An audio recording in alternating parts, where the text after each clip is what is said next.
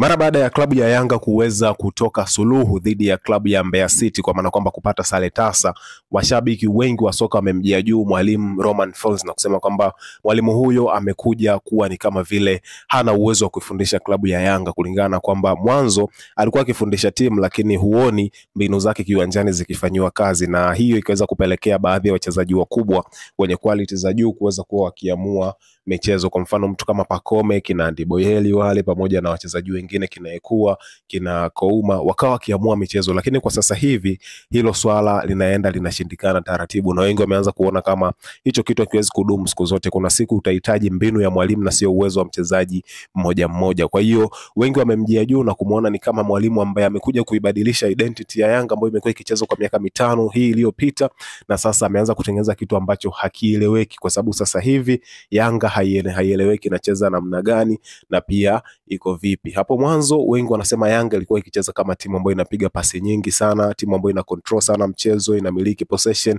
lakini sasa hivi imekuwa ni timu ambayo haifanyi hayo mambo, zaidi ya kuwa imekuwa ni timu ambayo muda wote inawaza kushambulia, muda wote inawaza kulilenga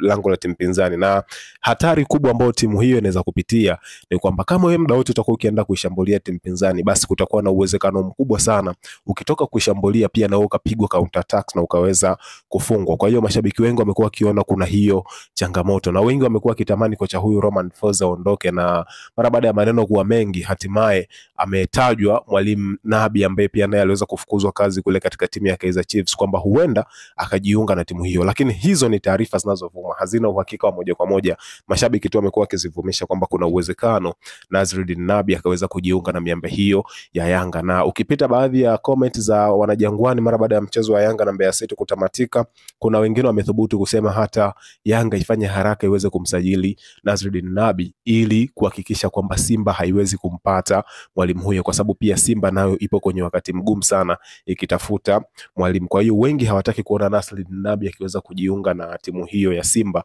ila akajiunge na Yanga haraka, kwa sababu tayari ameshaweza kufanya mambo makubwa kipindi ambacho alikuwa na Young Africans. Na mwalimu mwenyewe Nasreddine Nabi mpaka sasa hivi yuko jijini Dar es Salaam hapa nchini Tanzania. Kwa hiyo lolote linaweza likatokea kama Yanga wataamua kumtimua Romain Folz.